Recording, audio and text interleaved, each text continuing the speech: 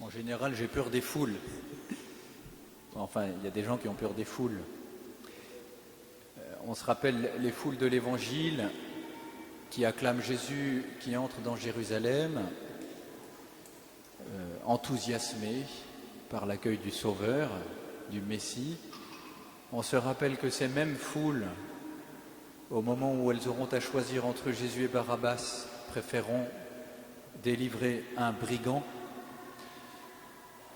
à notre Sauveur. Il y a une inconstance dans les foules. Et là, dans l'Apocalypse, dans la première lecture, c'est pas du tout ça, puisqu'il y a une foule de nations, tribus, de peuples, de langues, et tous se tiennent debout devant le trône et devant l'agneau. C'est-à-dire que ces hommes et ces femmes, cette foule qui nous précède, se sont déterminés pour honorer Dieu, pour le servir, pour servir l'agneau. Ils sont déterminés. Alors ça, c'est la beauté de notre vie sur terre. Nous avons cette chance, cette grâce de pouvoir nous déterminer, nous positionner pour notre Seigneur maintenant.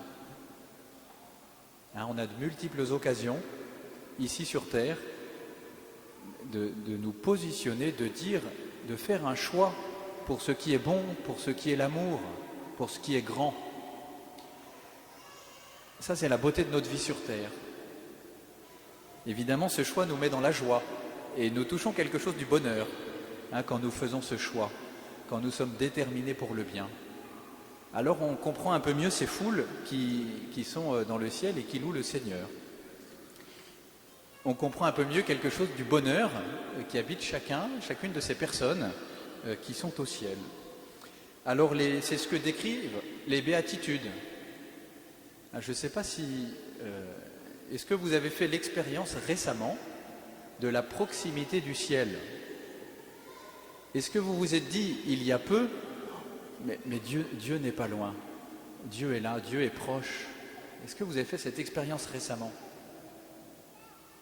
Moi, encore tout à l'heure, je redescends de ma famille, là, j'étais à Lyon, et dans le train, j'ai fait cette expérience. Je me suis dit, mais le royaume des cieux est là.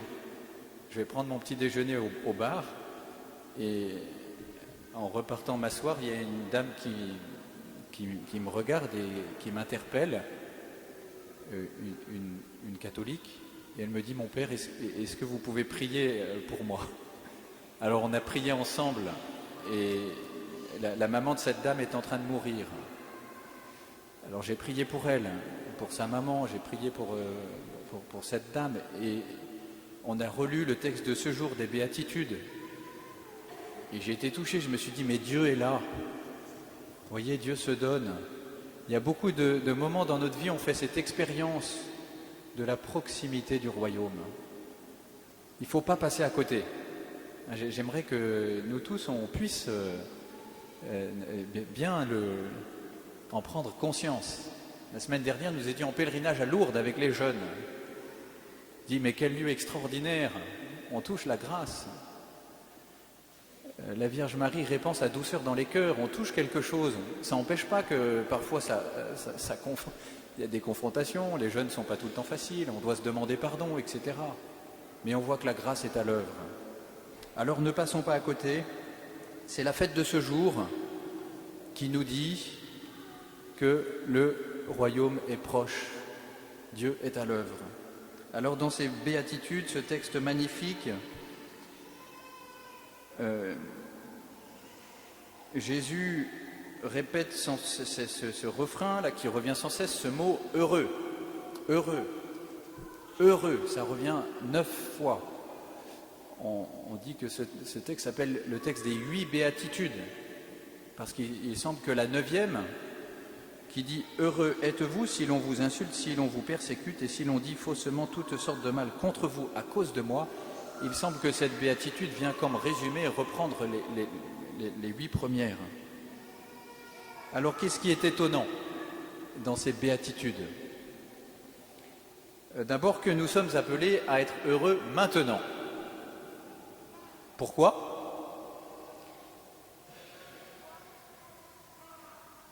Parce que pour ce qui concerne les pauvres de cœur et ceux qui sont persécutés pour la justice, dès maintenant, le royaume des cieux est à eux.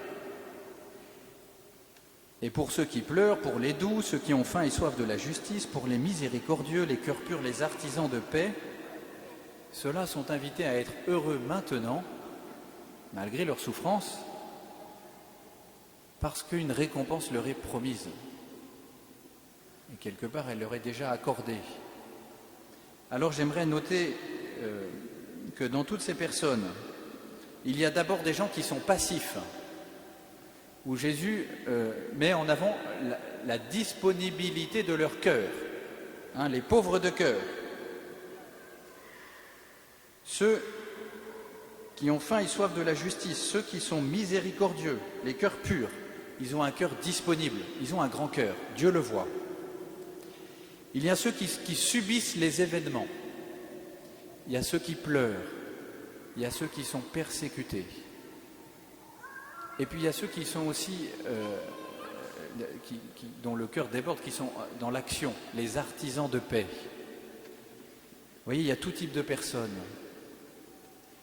Mais ce que tous ces gens recevront, quelque part, ne vient pas d'eux. Vous avez entendu? Ils seront consolés. C'est par quelqu'un d'autre. Ils recevront en héritage la terre promise. Ils recevront. Ils seront rassasiés. Ils vont encore recevoir. Ils vont obtenir la miséricorde. Ils vont voir Dieu. Ils recevront un nom. Ils seront appelés fils de Dieu. Vous voyez, on va recevoir. Et en fait, on est fait pour ça. Alors, la sainteté, c'est d'abord ça. La sainteté, c'est d'abord de recevoir de Dieu ce qu'il veut nous donner. Alors arrêtez de trop vous inquiéter. La sainteté est un don de Dieu. Elle est un don de Dieu auquel nous cherchons à correspondre. Donc il nous faut le demander.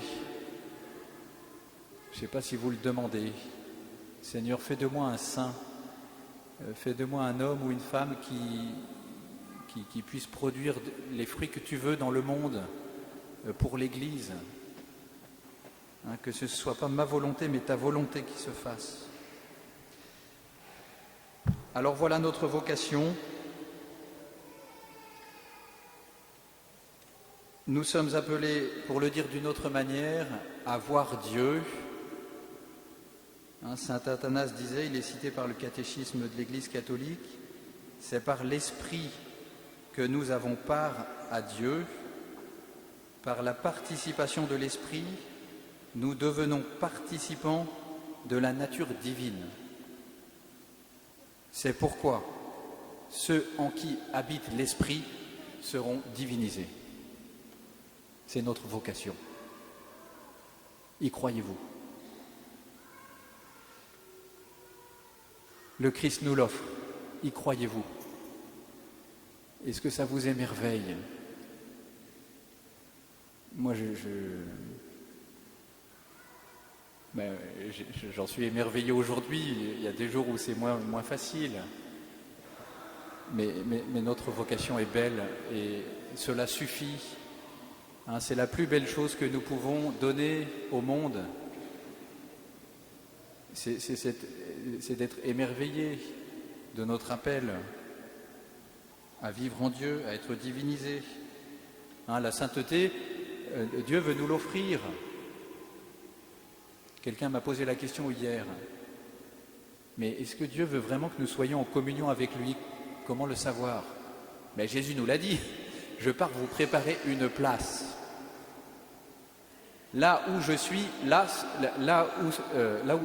là aussi sera mon serviteur.